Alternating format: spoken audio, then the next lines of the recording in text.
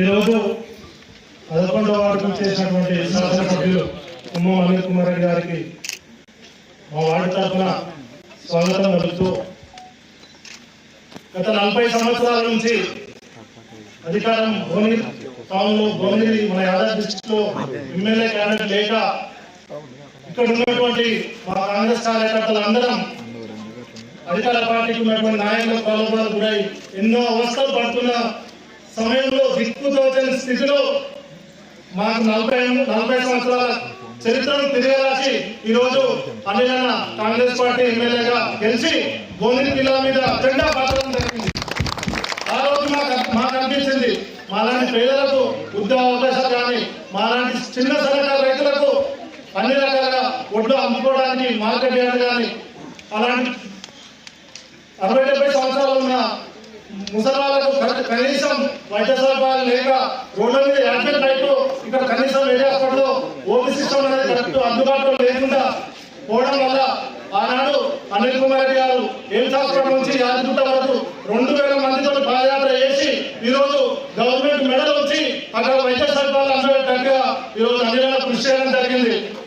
అలాంటి మహాన్ వ్యక్తికి భువనగిరి టౌన్ లో కూడా చాలా అన్ని వార్తల్లో అభివృద్ధి కార్యక్రమాల్లో ముందంజలో ఉన్నామంటే ఇలా అనిల్ కుమార్ రెడ్డి వాళ్ళ కృషి వల్లనే ఈరోజు ప్రతి వార్డులో డ్రైనేజ్ సమస్య కావచ్చు, వాటర్ సమస్య కావచ్చు, ప్రతి ఒక్కటి వైద్య సమస్య కావచ్చు, అన్నిటికీ మనకి అవైలబుల్ అందుబాటులో ఉండడం జరిగింది.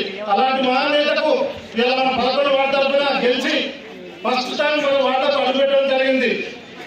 అందుకని ఒకసారి అందరూ గట్టిగా స్వాగతం పొందాల్సిన బాధ్యత మన అందరిపై ఉంది.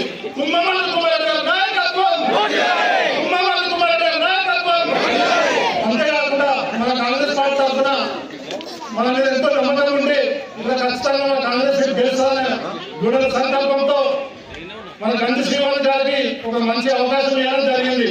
అన్నా మీకు ఈ వేదిక నుంచి మన గ్రామ పెద్దల సమక్షం నుంచి మీకు మాటిస్తున్నా భువనగిరి ఉన్నటువంటి 30 వార్డుల కల్లా భారీ మెజార్టీతో మా 11వ వార్డుని గంజి శ్రీవాణి గారిని అధికారి గారితో గెలిపించి మీకు కార్యక్రమం ఇస్తామని ఈ వేదికలు ఉన్నాము ఇక్కడ పద్ధతి ద్వారా మీకు ఒక హామీ ఇస్తున్నామన్నా.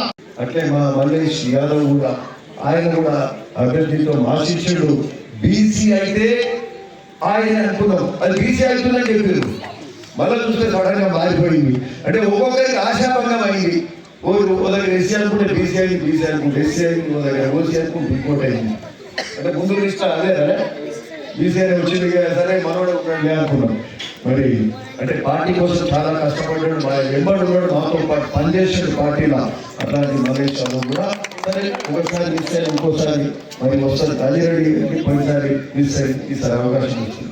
అట్లా రాజకీయాల్లో సరే సమయం వచ్చినప్పుడు ప్రతి ఒక్కరికి ఏదో సందర్భంగా కాంగ్రెస్ పార్టీ అవకాశం ఇస్తుంది. మరి మీరు ఈరోజు రాలేదు, ఇబ్బంది పడవద్దు. మరి అట్లాంటి సందర్భం మరి ఊరంతా కలిసి మరి ఆల్మోస్ట్ యునానిమస్ గా మరి శ్రీవాణిని గెలిపించుకుంటున్న సందర్భం చాలా సంతోషం. ఓకే.